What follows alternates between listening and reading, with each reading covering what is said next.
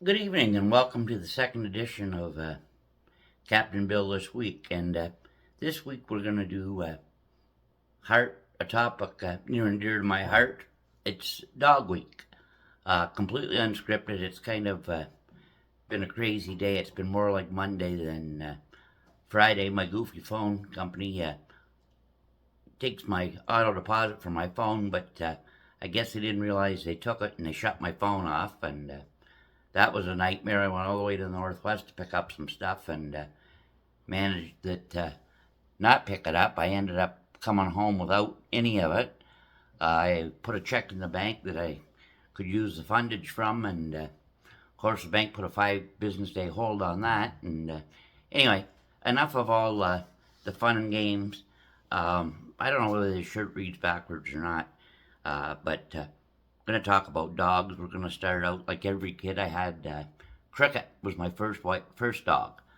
A girl that played basketball for my dad had a little barn and some racehorses and stuff, and went out there, and she had this husky, beautiful dog, and I wanted it in the worst way. So my dad said, "Well, write her a note." So I wrote her a note, and she wrote back, and she said, "Yes, Bill, I have a husky dog for you." So I got all excited to come home the day she said she was dropping this dog off, and this white bull terrier mix was tied to the porch, and her name was Cricket, and she was an only child. She looked just like her mom, but she was a great dog. But it's like we all are when we're 9, 10 years old or whatever. We get a dog, and the dog becomes mom and dad's problem. So this thing, playing with the camera because it's new. If I move back, it'll follow me, but I think I might get too small. So I guess I'll just sit here on the edge of the desk and go from here. So yeah, Cricket was number one. When I was in Florida, I decided I wanted a Rottweiler. Not sure why. And I got Tango. And Tango was amazing. His father was a killer show dog. He actually was sold for $60,000. Tango was the only puppy that I ever saw that if you told him to stack, he stacked. He knew he was being judged or having his pictures taken. And then I get the bright idea to get a female. Not a good move. Not because of having two dogs was a bad move. The lady that I got her from was born again, and she called me 4 days before she was supposed to fly out and says, "Oh, she's got an overbite, but she'll grow out of it." Well, they don't grow out of it, and her dad was a big Serbian monster that Tina was oversized. Tango came from southern Iowa, and Tina came from Nebraska, and it turns out that you pay the airline for the crate, you don't pay for what's inside it. So Marie brought Tina over, and there were 4 boys that can't remember the gal's name that I got Tango from. And anyway, they put them together, and there was 4 males. At 8 weeks were nine pounds, and at 8 weeks she was 13 pounds. We had a ton of confusion over when they were going to ship because they were both born June the 28th. And but great dogs, great dogs. And that's when I don't even know how I heard of it or where I saw it or something. It's called Schutzhund. It's actually huge in Europe as a competition. Originally 100 plus years ago, it was designed to test German Shepherds to see if they were suitable for police work. And there's 3 elements. There's protection, obedience, and tracking. And you're scored out of 300. And man, I went down to the Miami Schutzhund Club. I couldn't believe how well behaved these dogs were. There's an older gentleman down there, about 75. His dog, Pepper, was the #1 German Shepherd in the United States at the time. I came home from Florida in 2007, and I was staying at Mom's house when she went up to the cottage, and I kept teasing her, saying, "Look, if you're going to go up the cottage, leave me here all alone to guard this great big house of yours. I'm getting a dog." So she came home in 2013, and she said, "You want a dog? Get a dog, and you're moving to Glenfield," which was a house that Mom and Dad had bought for $3,000 in 1949 when they got married. And so I got Ilse from a gal in Nebraska because I wanted a Schutzen dog and I wanted a show dog. And Terry was cool because she had another dog. And when she found out what I wanted, she said, Bill, I can't sell you her because her eyes are too yellow. She won't show well. And she wasn't going to sell Ilse. Ilse came from a litter of 3, and one of them was stillborn. So it was just her and her sister Ida. Terry slipped one day, and out went the deposit. So, of course, she flew to Detroit January the 10th. There was a snowstorm. She ended up in Chicago for a few hours. Got to Detroit. My cousins Joan and Jan picked her up. Got to our house, and it was funny because Terry realized she'd goofed and said she'd sell me the dog, so she went on the diatribe about, well, she's got a tail. She hasn't been docked. She's got a tail. She hasn't been docked. And I kind of stamped my foot and said, I don't care. I want the dog. Joni let her out of the crate, and I'm like, oh my God, what is that? Well, that's changed. I never have a Roddy now without a tail, but when you're expecting a Roddy and you're used to Roddies that were docked, it's kind of a shock. And then, of course, I was all upset because she went right to Joan. She'd been on the plane or in transit for, I don't know, 11 hours or something, I think. So Joan was the one that let her out and go to the bathroom and all that stuff, so she came out of the crate and went right to Joan. And I'm like, she's my damn dog. And she's bred by a woman and had a little affinity, I guess, at the time for women. So I put her in her crate, put her beside the couch in the den and slept right beside her. Grabbed her the next morning and took her to work. And the rest is history. Roddy seemed to have a ranking system. One person was like a pyramid. One person's up at the top, then level 2, level 3, etc. And she was like that. She loved me. She was crazy about my mom, and my mom was crazy about her. And the only way to describe that relationship was that they were like a couple of asshole buddies. But that was that. I lost her October the 15th last year. Took her to the vet on October the 4th. She'd stopped sleeping with me, and I didn't give that much thought. And because she slept with me her whole life. So she'd stopped sleeping with me, and then she got picky about eating. And I was going crazy trying to get her to eat. And she'd, buy this fancy dog food at $6 a can. She'd eat it. Go buy raw chicken. She'd eat it today, but not tomorrow. And anyways, I took her to Alarina, the vet, and took her down for an ultrasound. And she had a 10 centimeter by 15 centimeter hemangiosarcoma. Rottweilers are pretty, cancer's probably what gets a lot of the Rotties. But she seemed fine, and it's funny, she could be 10 pounds overweight or 10 pounds underweight, and you couldn't tell. And anyway, Thanksgiving weekend, about 11 days later, she acted kind of funny outside, and I'd read up on the hemangiosarcoma and the signs. And once in a blue moon, she'd yelp when she was asleep, and she was real fussy about eating. And she'd acted funny, so I made an appointment for the vet. The girls that managed the building said, well, Bill, she seemed fine. Why bother taking her to the vet and spending money? I said, because I'm taking her to the vet and spending money. It's not that much, and I want to make sure she's okay. So we went over, and we're in the exam room, and Alarina came in, and she said, geez, I saw you guys walk in. She's looking great. Examined her and said, geez, she seems good enough and fine to go home, and then reached up underneath and squeezed her belly, and she yelped. And I said, that's it. We're going to do it right now.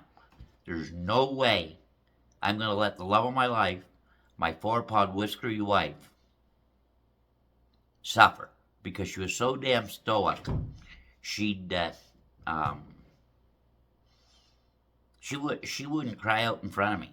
A couple of yelps in her sleep had to be horrible. And the fact that she wasn't sleeping with me was because this sarcoma was right in front of her hind legs, kind of between her legs and her stomach, from what I understand. So I think it was painful for her to jump up. And funny, her brother, sister, and father all passed at 10.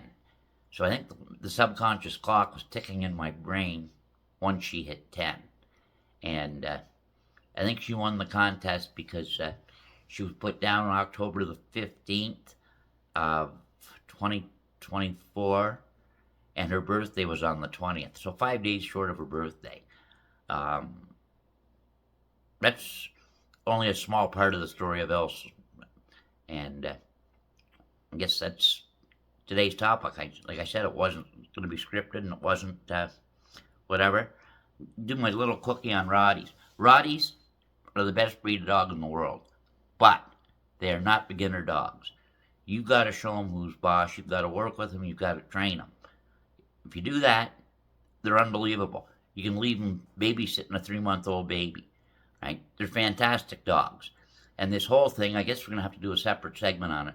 This whole thing about breed restrictions and the reputation that the Rotties have because of the media and the movies.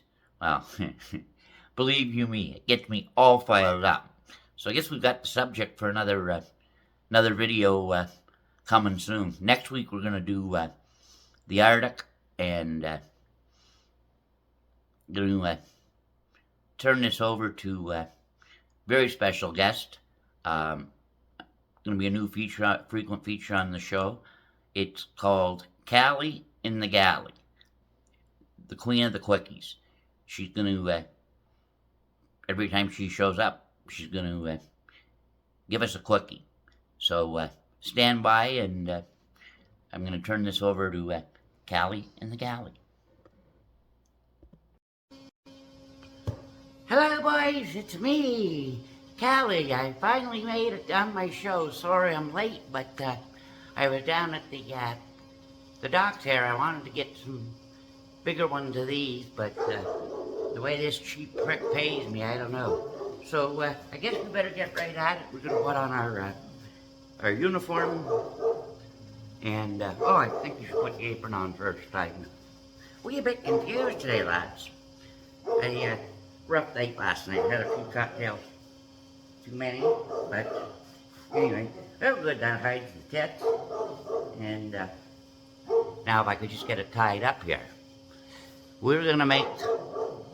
They call me Callie the Quickie because I've got all the best recipes for quick meals, and you're gonna love this one.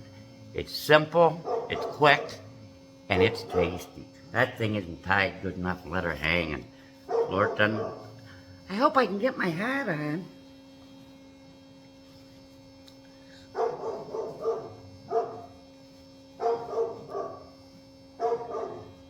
You hear the old skipper's son out there barking his brain. Well, geez. Cheap bastard bought me a hat that's too small. Oh, maybe I can stretch it out. We're not going to have time to cook by the time I get dressed. I guess I shouldn't then see about my boob job today. There we go. All right. Follow me over to the other side of the galley here, and we'll, come on. Come on, Mr. Cameraman. Well, do you believe that? He's gone on strike.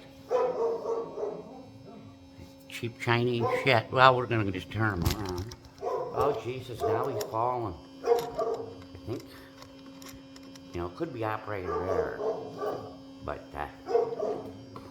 we're just gonna run with it. Well, I'm not sure what happened there, and it's gonna have to be up to the editor. So, oh geez, oh no, it's right here. Alrighty, so we're gonna make the world's greatest grilled treat. Don't be looking as I'm getting me piled. Oh yeah. There we go. So, you need just a frying pan, right? And you put her on the stove at medium heat, like that. Then you take a loaf of good rye bread or whatever kind of bread you prefer. Take out a couple of slices and you butter them up. Now I asked great grandpa for a butter knife, and he gives me this bloody weapon. It's okay. I found the right one.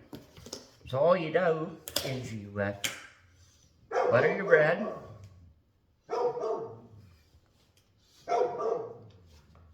Butter your bread. Right? Put it in the pan, butter side down. You take processed cheese slice, Kraft processed cheese slice, and you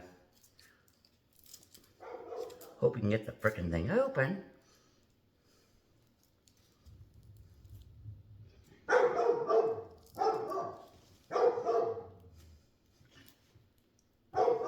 knew we should have bought that black diamond. There we go.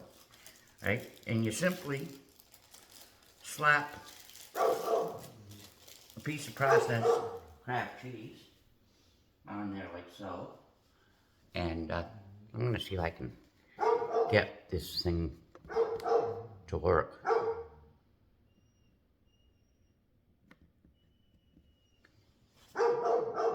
Nope, it's on straight. I forgot the ham in the fridge.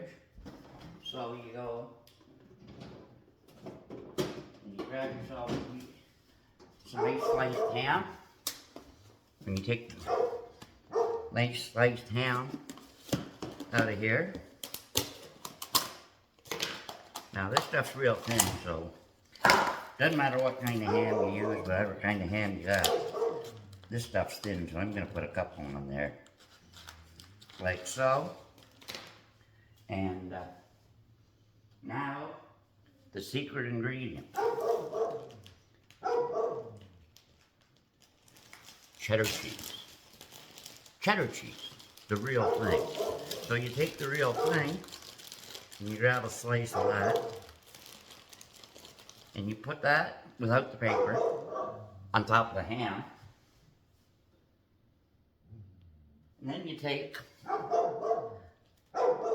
another piece of bread, a little brain part there. It's getting old for the birds. And you butter this side of the bread, and you turn the stove on just a little above medium, usually pretty good. You put that all there like that, and you go about medium. And if you really want to spice it up, you can cover that pan, and it just makes the cheese melt that better. The cheddar cheese doesn't melt anywhere near as good as the oh jeez, wrong way, but that's fine. Anyways, that's all you need. Some good bread, some margarine, some processed cheese slices, like these big bag Kraft ones that we got at Costco, and then you get some medium or old cheese. That's also from Costco. And a package of ham. Slap it all together. Slap it in the frying pan. Keep a good eye on it. Keep checking it so we don't burn the damn thing. And that's it. That's the quickie from the Galley. And the captain just loves my quickies.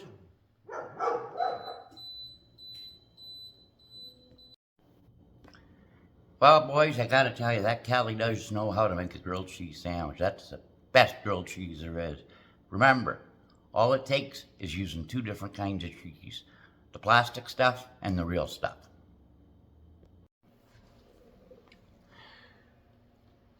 Alrighty, so I guess the kids are feeling a little bit left out. The Chinese junk is not quite working right. This here is a piranha with paws. His favorite meal item last week was reading glasses. And he's a monster. If there was ever a dog that needed to be put on Prozac or Valium, it's the Destructo here. He's a piranha with paws. On the other hand, this, and get the camera to move over enough. Well, I guess I'll slide it over and hope it works. Might be a little bit imperfect, but I don't know why it's not quite following right. But this black ball down here that you can't see, this is Missy. And she's the calmest, sweetest, most loving thing you ever saw. So it's amazing the difference in personalities between one dog and the other. And one of these days, Missy's, next week we're going to do the Arctic. Maybe the week after we'll do a little more dog stuff. But had to get them in here because they were feeling left out. Alrighty, that's a wrap for episode 2. I think I got chocolate on my mouth or something. And hope you enjoyed it. We want you to like, we want you to subscribe, we want you to comment. And I also want you to know what I'm doing behind the scenes with this thing. If it ever gets to the point where it makes money, it's going to get donated to Animal Rescue and also to University Health Care Network, because without them, I would have been taking a dirt nap 14 months ago. So I owe them a huge debt of gratitude for my liver transplant, and we're going to do a story on that one night too. But thanks for watching. Hope you enjoyed it, and I hope we'll see you again next week.